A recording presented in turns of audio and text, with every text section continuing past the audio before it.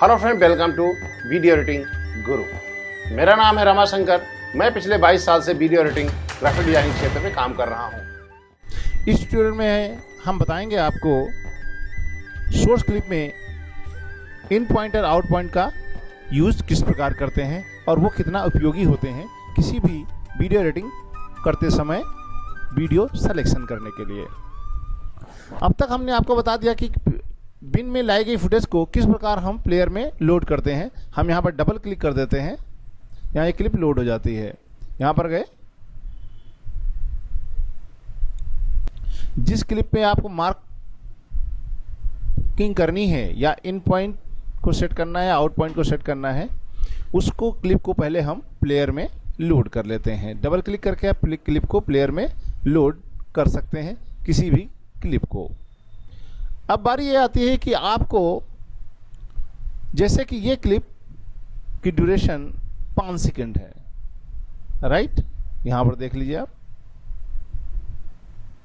लेकिन हमें ये पूरी की पूरी क्लिप, इसमें कैमरा देखिए, कैमरे में प्रॉपर काम नहीं किया है।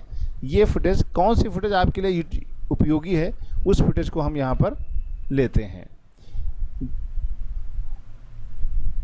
एक कोई क्लिप का सिलेक्शन करते हैं जिस क्लिप की थोड़ी सी लेंथ ज़्यादा हो। लेंथ की ड्यूरेशन हम लोगों को यहाँ से पता चल जाती है इस तरीके से।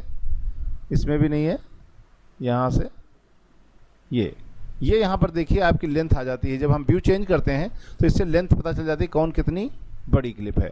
हमें यहाँ पर थोड़ी सी बड़ी क्लिप चाहिए थी। अब यहाँ पर ये क्लिप 12 सेकंड की है, देख रहे हैं, लेकिन हमको टाइमलाइन पर 12 सेकंड नहीं लाना है।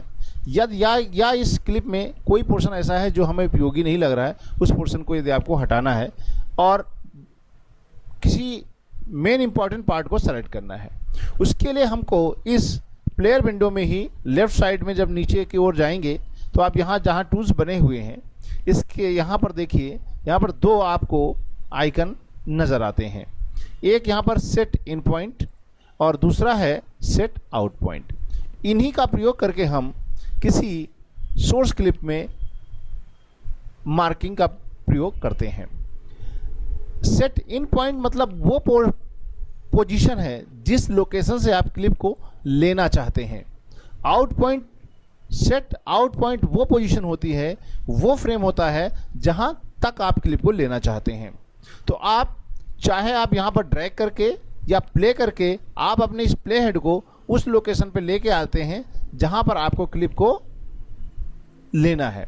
जैसे हमने इस लोकेशन से क्लिप लेना चाहते हैं, तो आप चाहें तो इस आइकन पे क्लिक करके, या इसका शॉर्टकट कमांड आई होता है जो कीबोर्ड बटन में अल्फ़ाबेटिकल आई को हम कीबोर्ड शॉर्टकट की तरीके से यूटिलाइज करते हैं इन पॉइंट को सेट करने के लिए। हम चाहे तो इस आइकन पे क्लिक कर दें या आई बटन पे प्रेस कर दीजिए। जैसे आप ये आइकन पे क्लिक करेंगे, यहाँ पर देखेंगे आपकी जो ये प्लेयर एरिया है, यहाँ पर देखिए इसका जो है ना कलर चेंज हो गया है। कलर चेंज होने से आपको ये जो पोजीशन बार है, इसे हम पोजीशन बार बोलेंगे। अब देखिए पोजीशन बार का कलर 2 कलर में चेंज हो गया है, एक डार्क ग्रे है और एक ब्लू में है। अब और जैसे आप माउस को यहाँ लेके जाएंगे, आप देखिएगा यहाँ पर इन लिख के आ गया, मतलब यहाँ इन पॉइंट लगा हुआ है। अब आप देखेंगे इसमें यहाँ पर जो आपका करंट फ्रेम इन पॉइंट में, यहाँ पर अभी इससे पहले कोई भी टाइम कोड दिखाई नहीं पड़ रहा था। इन पॉइंट लगने के बाद में आप यहाँ पर देखिए टाइम कोड दिखाई पड़ रहा है। इसी प्रकार जिस लोकेशन पे आपको आउट लगाना है, जैसे हमको इस लोकेशन पे आउट लगाना है, तो यहाँ पर हम आउट बटन पर प्रेस करेंगे। तो अब आप देखिए यहाँ पर मार्क आउट का प्रयोग हो गया है। अब आप देखिए फिर इस पोजीशन बार का कलर चेंज हुआ है। अब देखिए इस सिलेक्शन, जिस पोर्शन को आपने सेलेक्ट किया है उसका कलर ब्लू है और आसपास का कलर डार्क ग्रे है।